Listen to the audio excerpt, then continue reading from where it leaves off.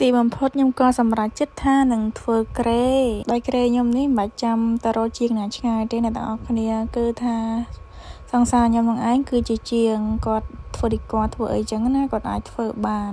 ខ្ញុំនិយាយមែនណារឿងអេឡិចត្រូនិករឿងដៃរឿងអីហ្នឹងទៅសារប្រុសហ្មងគេបកកែធ្វើបើខ្ញុំឲ្យខ្ញុំគាត់នៅឃើញភ្លើងអាប់ការភ្លើងគេ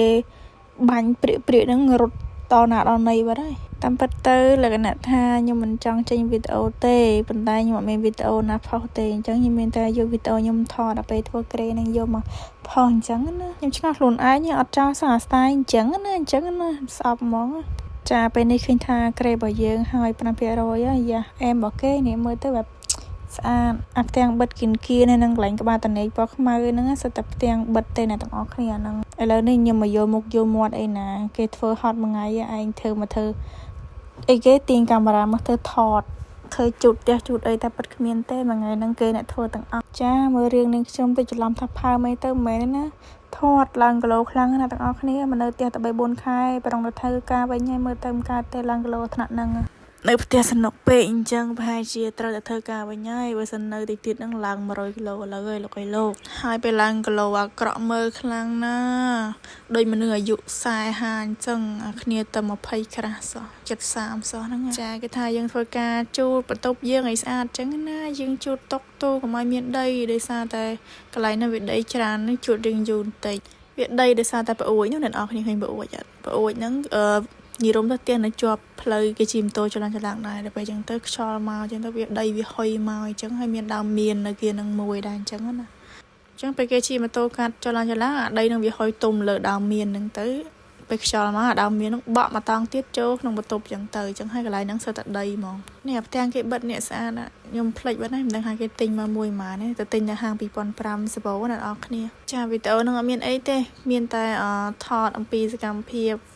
បន្ទប់ប៉ុណ្្នឹងឯងនិយាយរួមទៅធ្វើតាំងពីថ្ងៃរហូតមកដល់ពេលយប់អ្នកនរគ្នាត្រមទៅហើយរឿងហត់ដែរគេហត់មិនមែនខ្ញុំហត់ទេខ្ញុំគាត់យកមុខយកមាត់ជូតទិញតួជាបន្តែគេធ្វើក្រេផងអីផងហើយដល់ពេលយប់ឡើងហ្នឹងមករៀបចំទៀតនេះគឺជាសម្បុកមាត់របស់ខ្ញុំមានពងមាត់ពងទាអញ្ចឹងណា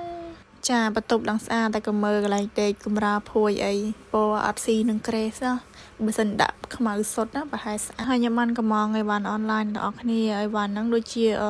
ស្អីគេ desktop អីកុំព្យូទ័រអីមិនទេអាហ្នឹងរឿងធំទិញយកមកមួយទៀតដោយសារតែមួយនោះវាទូចហើយវាធ្វើការអត់បានច្រើនណាទំហំវាទូចពេកទៅពេលយើងយកអាធំមកទៅវាមាន RAM ធំតែយើងប្រើការកាត់តអីងាយស្រួលអញ្ចឹងណាចានិយាយរួមទៅអាហ្នឹងគេផ្ញើមកដល់ពេលយប់ unboxing នឹងយប់មក unboxing ហើយគេទៅលេងបាល់បានទៅអ្នកនរគ្នាវីដេអូកាត់មកដល់ពេលព្រឹកឯណាខ្ញុំអត់បានថតដល់ពេលគេរៀបចំមកកន្លែងហ្នឹងមកតង់ទៀត